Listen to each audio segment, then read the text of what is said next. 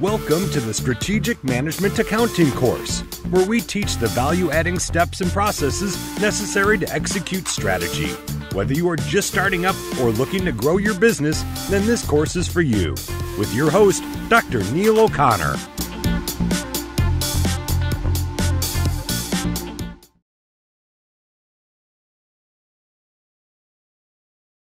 This question, there's the two things I want you to take away. Number one is I want you to appreciate, here's the content, here's the stuff I want you to be able to do for the exam in 5 weeks' time.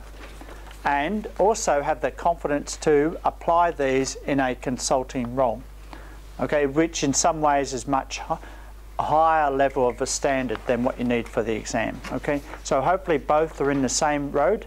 And I'm really excited about teaching this, because what I'm going to do in some ways is teach you, I'm taking you, we're going to do the SCA today and then show you briefly how it relates here.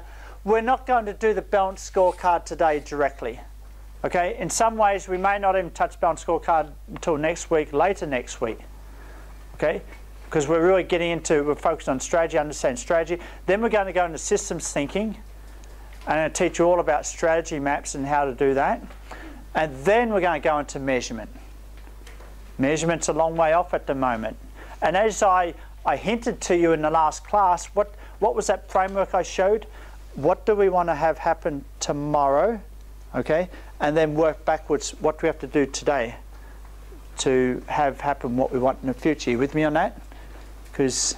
And it's that sense of cause effect that we want to get into our mind here. But today it's a little bit more complicated than that, because I'm going to overlay over that the reality of today's financial markets. And what is the reality? The reality is that if you want to get attention of C managers, CEO, CFO, CIO, okay, just chief someone, right? Whoever's in charge, the big people in the organisation. If you want to get their attention, they're not necessarily going to feel that it's relevant to look at non-financial measures. You're going to get their attention with financial measures. I think you understand that. So, for example, when they go and talk to their shareholders, they're talking to them not about customer satisfaction or employee satisfaction, or whether their employees are happy. What are they talking about? They're talking about top-line growth, margins, okay, expenses, okay, the outlook, their product life cycle. You with me on this? This is the reality. And you all know there was a stock last night that just went over $1,000 US. Which was that? Google. So did I tell you to buy it? I know, you go back and have a look at the previous class. I hinted on that. Okay.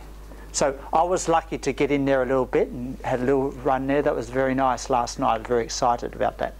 So the CEOs of Google, when they face their shareholders, what matters is they've got to answer in terms of financial. And the next 3 weeks, what am I doing?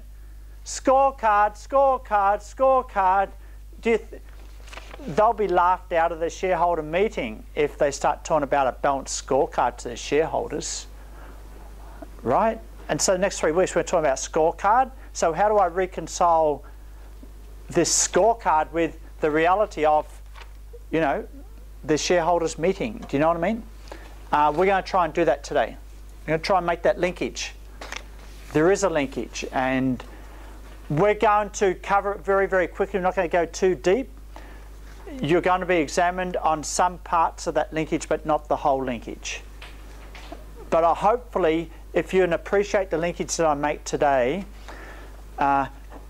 you'll appreciate the two parts that are relevant that's going to be in the exam. Those two parts, very quickly, are like question A of the exam, which is a customer preference map you have to do.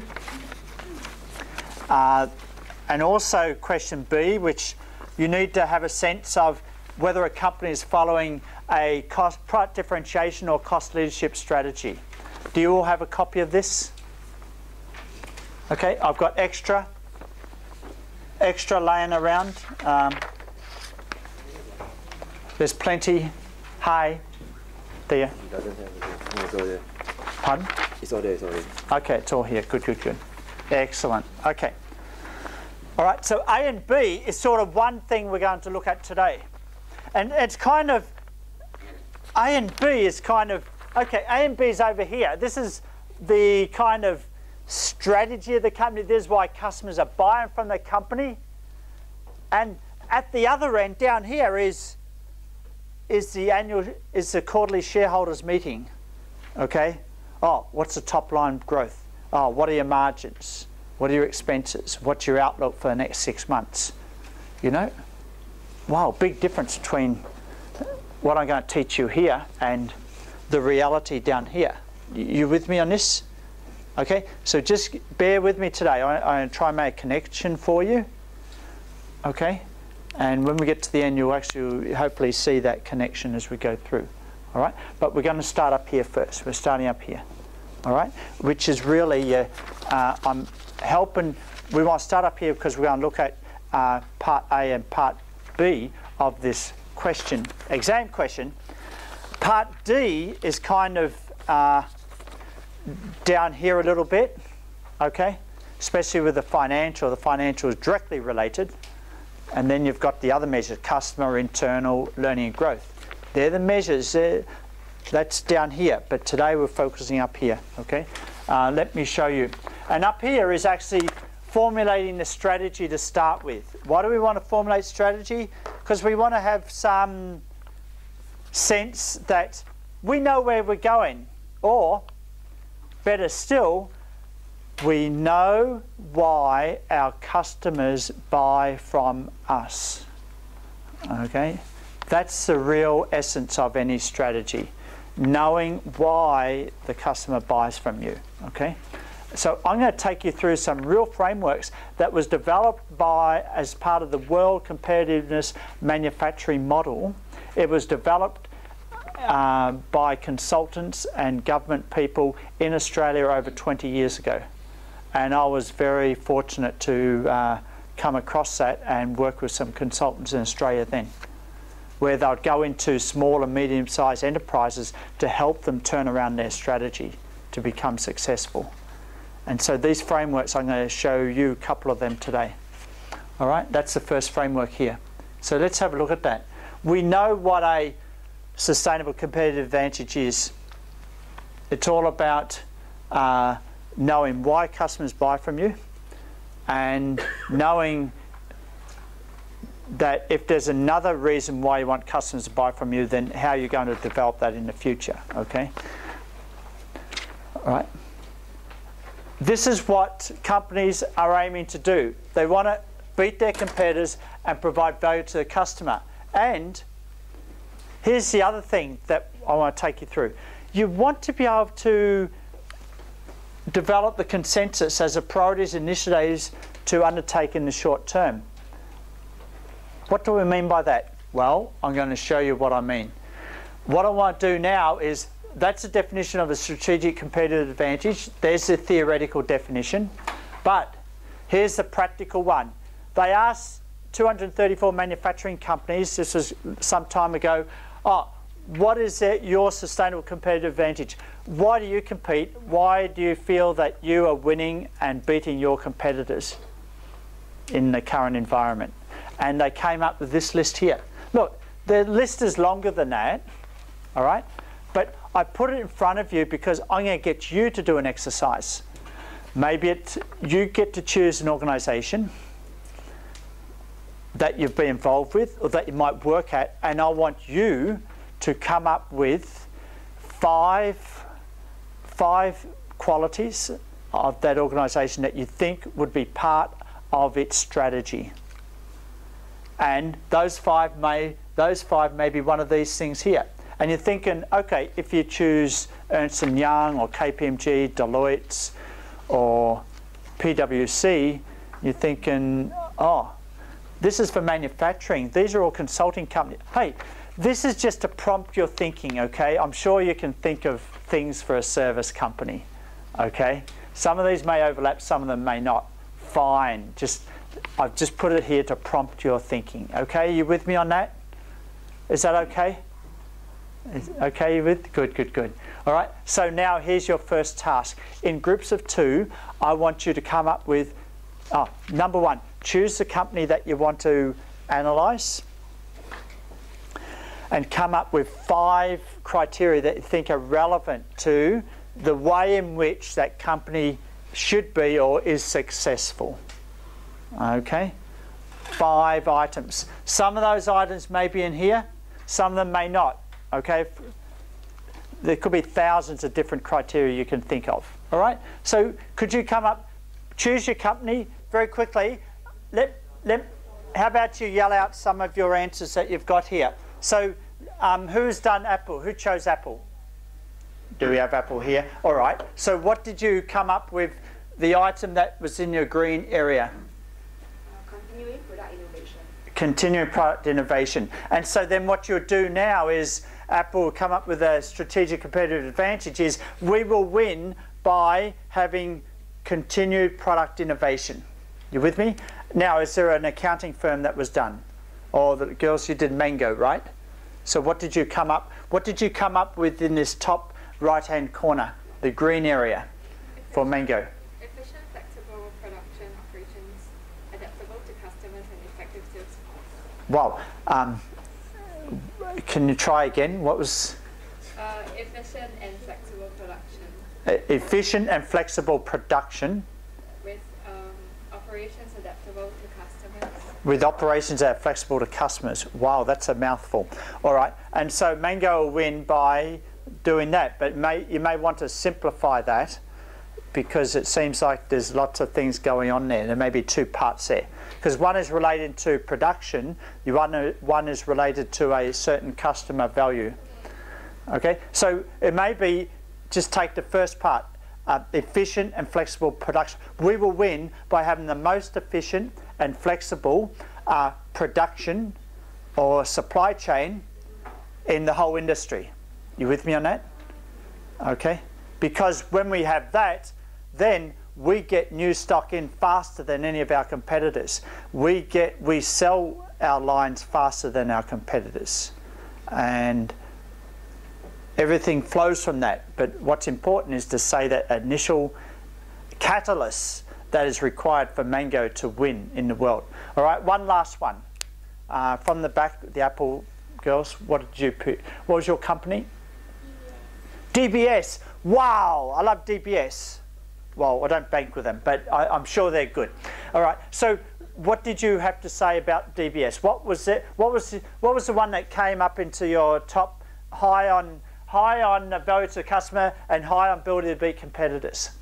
That DBS has convenient locations for all their ATMs, and hence they can capture a lot of customers. Okay, we will win. So the statement for DBS will be, we will win by having the most convenient location of our ATMs for our customers Singapore-wide. You with me on that? Okay, so there's a statement there. All right, and then, okay, let's move on to the next stage. It's the first thing you do, and you're thinking, why do you need to go through that, Neale? Have you ever thought about that? Why do you go through that process? That process I just took you through. What were you spending time doing? Did any of you have any arguments or disagreements? Hands up. Come on, you had some disagreements or arguments. You may have. Okay, and what you're doing here is that the more argument and disagreement and consensus building that goes into coming up with this "we will win by" statement, then the stronger stickability that statement has. Okay? Now, if the CEO just comes in and says, oh, here's our mantra for the next 12 months, we will win by doing this, this, and this, and no one participated in setting it, then it doesn't become, it came easy and it's going to fly away very easily. Okay? But if it's done through consensus building, through this framework, and there's some argument and debate, and okay, let's have this year, we can change it next year, then it's going to stick. And it's going to stick in terms of a culture control. It's going to stick in terms of a people control. You with me? So the first thing you've got to get with strategy is that the whole process of developing the strategy becomes a culture control device. And I've seen organisations where the CEO comes in and says, oh, here's our mission, and never talk to anyone in the organisation. And I could ask you, how much ownership do you think people in that organisation have over that mission? You know, not much ownership at all. Okay? They're just testing this, don't worry, it's okay. Okay, good. It's just an address. All right, so if there's not much fighting and consensus building and argument, then to come up with something that you stand for, then there's not going to be much ownership, commitment, and control. You with me? And this is a process of getting people together. And you might say, hey, Neale, you're only talking about 2 of Porter's 5 forces. What about the other 3? You know, competitive rivalry, okay, regulatory forces, and suppliers. Okay, we just talked about customers and competitors. What about the other 3?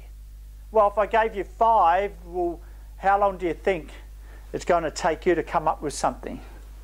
Take you forever. Okay, you've got a simple thing, you've got to simplify it, dumb it down, focus on the 2 main things, customers and competitors. Okay, the others matter, but this is the best way to get focus as fast as possible. Remember, we had 5 different dimensions of performance measures, right? Yes or no? We did, right? Did I ask you to really know very, very well all 5 of them? Or just 2 of them? Was it 5 or 2? It was the 2. Same thing here. I chose the 2 most important of those 5, and then we build a real practical activity around those 2. You see what I mean? That's how, and this is a secret sauce that I bring to the classroom, bring it to you, okay? A normal lecturer will say, oh, here's Porter's 5 forces. You've got to memorise all those 5. My approach is, let's choose the 2 most that have practical relevance to how organisations really operate. And now, let's get you to go for an exercise that you could do as a consultant with an organisation in the future. Okay, and so now you see the practical application of a theory. What do you think? How's that? Is that good? Huh?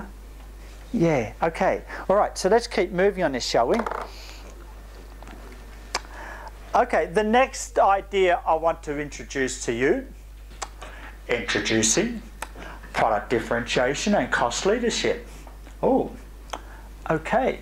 Well, there's a third one. It's a focus strategy, but really that's a derivation of product differentiation. Let's just have a look at these 2 generic strategies out there. And you're probably thinking, why am I looking at this, Neale? Is this theory? What's the relevance of this to a shareholder meeting that Google held the night before yesterday? What's the relevance to the shareholder meeting that Apple will hold on the 28th of this month? What's the relevance to the shareholder meeting that Amazon will hold in the next week? Okay, what's the relevance? Here's the relevance. We're going to take you through to this. If we know that the dominant strategy of a company's product differentiation, then when it comes to understanding the financial performance, we're going to focus on some ratios. And for product differentiation, we're looking for price recovery. We're looking for margins. We're looking for margin growth. And we're looking for growth in the market.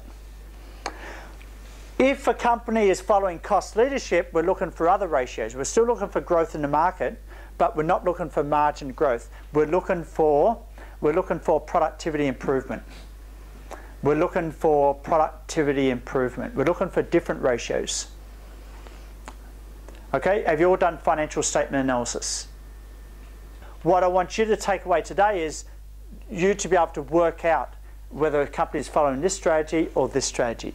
Of course, there's a focusing strategy. That is, when a firm selects, emphasize a market or a customer segment. All right, it's kind of like an extension of a differentiation strategy. All right, an extension of a differentiation strategy. For example, we have this one here. Guess what this camera is? Who is the maker of that camera?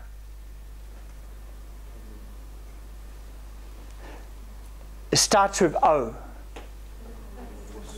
Olympus, yes. All right, they were the first to come up with a waterproof camera. You know that. All right, and so in some ways you could say, oh, Olympus kind of had a focusing strategy by coming up with a new market segment. Apple came up with a focusing strategy by coming out with tablets and created a new market. Okay, so it's kind of like focusing strategy is an extension of product differentiation. All right, let's move on. Here's the big question for you. How do you know whether a company is following one strategy or another strategy? How do you know? Here's the easiest way to know. Just ask yourself, if you were a customer of this company, why do you buy their product? If you buy their product because of, well, let me ask, ladies, when you go to Mango, do you go there because of price, or because of quality, or because of new lines? Why do you go to Mango? I like the clothes. Huh? Design. Design, okay. When you buy, who's doing the Apple one? Who has Apple? Yeah, so do you buy, if you go buy Apple, why do you buy an Apple product? Quality. For quality, okay. What about DBS? If you go and sign up with DBS, why would you go to DBS? Convenience, okay. And also, so when you answer that question, the big question here is that, and the three of you, neither of you mentioned money, and in some ways all those organisations are following on some kind of product differentiation, or maybe service differentiation with Mango. So, because maybe Zara has the same, maybe H&M have the same, but they don't have, it's not about the cost that differentiates, it's the range of products that differentiate. Okay, so that's the big difference here. And so you could say that Mango and Zara and all them, they're kind of in a lower price range, but they're trying to differentiate each other on other factors, so they kind of have a differentiation strategy. When you start to say, look, I'm using a particular service or I'm buying a particular product because I want to save money, now you know that that company has a cost leadership strategy. Does that make sense? That's how you know. Put yourself in the shoes of a customer and ask yourself, why would I buy from that company? Why would I buy from that company? And if it's because of cost, then it's more likely that company is cost leadership. Okay? So we're going to come back to this in a minute. This is a Credit Suisse scorecard ranking of top smartphone vendors. And notice that this is replicated in the exam question here. You know the exam question. It's replicated in that. We're going to come to that in a minute. But what I want to know, what I want to show you now is the customer preference map. The customer preference map is as following. And what I'm going to take you through is how we go from a kind of strategy that a certain organisation has right through to the focus on particular ratios that we need to look at the financial reporting end. Okay? strategy all the way down to ratios. You need to know this. You need to appreciate this. Don't need to know it in detail. Okay? But knowing that there's a connection gives the strategy part that you do need to know legitimacy. I mean, it's the reason why you need to know it. Okay? So I hope you can feel that, you know, O'Connor is taking you through some real stuff that you need to know, not just more head knowledge. Okay? Some real stuff. So let's get through the good oil. Here is what a customer preference map is like. So for example, chipset, single product, high performance microchip, can be used in multiple applications and enjoys reputation for superior features with flexible design to meet customers' needs. Okay? Great. All right. And it's competing with other